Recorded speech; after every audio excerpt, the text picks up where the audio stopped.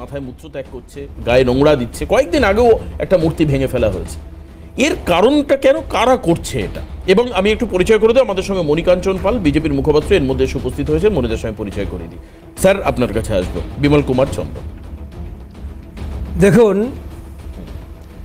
1971 সালে যখন সেই সময় মুজিবুর রহমানের যে ইলেকশন হয়েছিল, সেই ইলেকশনে উনি মেজরিটি পাওয়ার দরুন উনি আমাদের একটা উনি প্রথমে পশ্চিম পাকিস্তানকে বললেন যে আমাকে সেভাবে দেওয়ার জন্য, কিন্তু মুজিবুর রহমান সেভাবে না পাওয়ার দরুন, পজিশন না পাওয়ার দরুন ওনাকে বাধ্য হয়ে একটা স্বাধীনতার জন্য একটা ঘোষণা করতে হলো। এবার স্বাধীনতা তো এমনি এমনি পাওয়া যায় না, যুদ্ধ করতে হয়। কারণ কথা হচ্ছে যে পাকিস্তানের ইতিহাস যা বলছে, ওরা যুদ্ধ ছাড়া কিছু জানে না। ওরা যুদ্ধ করতে চায়, হারে, তারপরে আবার যুদ্ধ করে। আমি বলবো 1971 সালে আমি যেহেতু এই যুদ্ধে অংশগ্রহণ করেছিলাম, এবং শুধু তাই নয়, আমরা আমাদের জীবন বিসর্জন দেবার জন্য তৈরি হয়েছিলাম আমরা ভারতীয়রা। কারণটা কি? কারণটা হচ্ছে এই যে বাংলাদেশ আমাদের পাশের দেশ, মানে আমাদের নেবার যাকে বলে, প্রতিবেশী। আমরা সবসময় কিন্তু বাংলাদেশকে আমাদের প্রতিবেশী হিসেবে মানি। আজ পর্যন্ত আমাদের বলতে পারবে না 1947 সালের পরে বাংলাদেশের সাথে আমাদের, মানে দিদেন ইস্ট পাকিস্তান, তাদের সাথে আমাদের কোনো দিনের জন্য কোনো রকম গণ্ডগোল হয়নি। হয়েছে যা কিছু সব পশ্চিম পাকিস্তানের সাথে। সুতরাং 65 সালের যুদ্ধ আমি ছিলাম।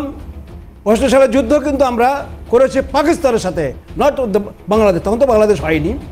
এইবার যখন আমরা স্বাধীনতা জন্য আমরা আমাদের যে নৌবাহিনী, স্থলবাহিনী এবং বিমান বাহিনী, আমরা সবাই মিলে ঝাঁপিয়ে পড়লাম যে একটা দেশ যারা খুব অশান্তির মধ্যে আছে, তাদের সত্যি কথা বলতে কি তাদের কোনো স্বাধীনতা ছিল না।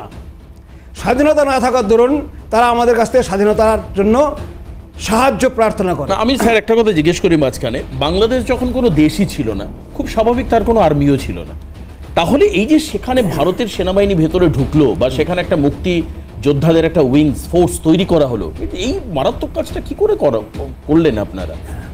এখন দেখুন, সেই সময় এখানে যখন আমরা বাংলাদেশে যাই, তাদের কিন্তু কোনো রকম কিছু ছিল না।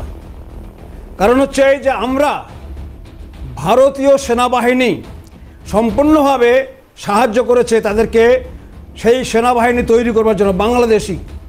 বাংলাদেশের যে আজকে যারা বলছে কথা, তারা কিন্তু সেই সময় 1971 সালে কোনো যুদ্ধে ছিলেন না। আমি একটা জিনিস দেখতে পাচ্ছি যে আপনারা যুদ্ধে, মানে প্রাক্তন সেনা, আপনাদের বাংলাদেশের প্রাক্তন সেনা হলো কি করে? কোনো যুদ্ধ আজ পর্যন্ত করেছে কেউ? আমাকে বলতে পারবেন? কিন্তু তারা তো বলছে 4 দিনে কলকাতা দখল করবে। কথাটা ওইখানে, কারণ তাদের কোনো অভিজ্ঞতা নেই, অনভিজ্ঞ। আমি যেহেতু এই যুদ্ধের সাথে জড়িত, শুধু তাই নয়, বাংলাদেশ স্বাধীন করবার পেছনে আমারও অনেক অবদান আছে। আমি সেই অধিকারে বলছি, যারা আজকে প্রাক্তন সেনা হিসাবে কথা বলছেন তারা সংযত হন। কারণ হচ্ছে যে ওনারা যা বলছেন অনভিজ্ঞ অবস্থাতেই বলছেন। অভিজ্ঞতা সঞ্চয় করুন, একবার কোনো দেশের সাথে যুদ্ধ করুন, তারপরে বুঝতে পারবেন যে কতটা আমরা আজকে ভারতবর্ষ কেন যাচ্ছে না, কেন এগোচ্ছে না। আমরা জানি যুদ্ধ মানে কি, আমরা যুদ্ধ দেখেছি, যুদ্ধ করেছি, আমরা জানি যে যুদ্ধের এইটাকে আপনারা সেটা জানেন না জন্য আপনারা সবসময় কলকাতা নেবেন 4 দিনে, ভারতবর্ষ নেবেন 5 দিনে। আপনারা জানেন না যে যুদ্ধটাই কি। আজকে ভারতবর্ষের যে ক্ষমতা, আমাদের যে ক্ষমতা, আমরা যেভাবে সমরাস্ত্রের দিক দিয়ে আমরা এগিয়ে আছি, আমরা চাইলে পারে যে কোনো মুহূর্তে আমরা বাংলাদেশে যেতে পারি। আমরা বাংলাদেশকে এর আগে কিন্তু কোনো দিনের জন্য অনেক রকম আমাদের এগেনস্টে বলা হয়েছে। আমি নিজে ছিলাম, আমি চট্টগ্রাম, কক্সবাজার, খুলনা, সব জায়গায় আমি ছিলাম।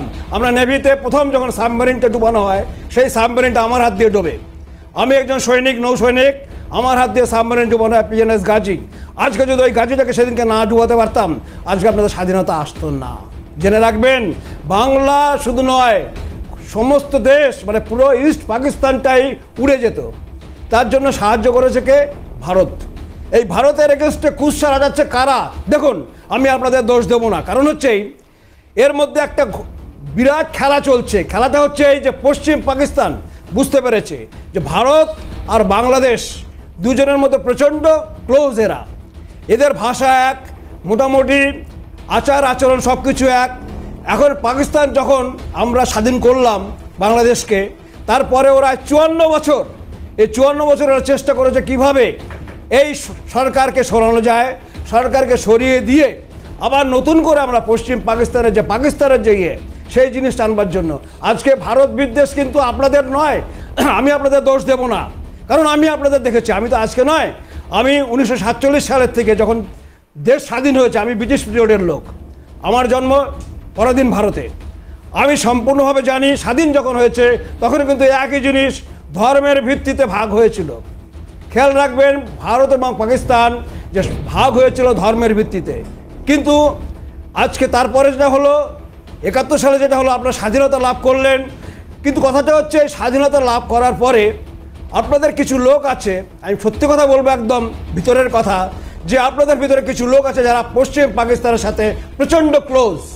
তারা চেষ্টা করছে আজকে কিভাবে ভারত থেকে আপনাদেরকে সরিয়ে দেয়। আপনাদের মধ্যে কে ইলেকশনে কে আছে? কেউ নেই। একজনের আপনাদের যে আজকে প্রশাসনিক ব্যবস্থা, সেই ব্যবস্থার উপদেষ্টা দিয়ে চলছে। একদমই উপদেষ্টা দিয়ে কোনোদিন কোনো সময় চলে না। স্যার রাখবেন স্যার, আপনার এই লাইনটার একটু ব্যাখ্যায় বিশ্বজিৎ দার থেকে নিয়ে নি।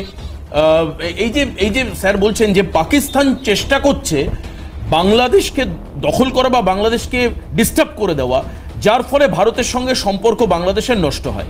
আবার বাংলাদেশে থাকা কিছু মৌলবাদী তারা মনে করছে যে ভারতের থেকে পাকিস্তান তার অনেক বেশি মিত্র, অর্থাৎ পাকিস্তানের সাথে যদি রিলেশনশিপ বাড়ানো যায় তাহলে আমরা হয়তো আলাদা কিছু রসদ পাবো, আলাদা কোনো এনকারেজমেন্ট পাবো, হয়তো আলাদা কোনো অস্ত্র পাবো।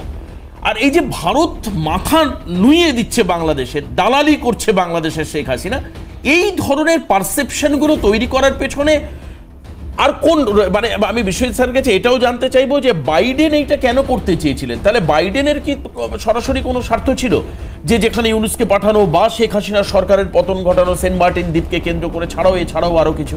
আমি অবশ্যই বিরতির পরে ইম্পর্টেন্ট জায়গাটা আসবার চেষ্টা করব অবশ্যই।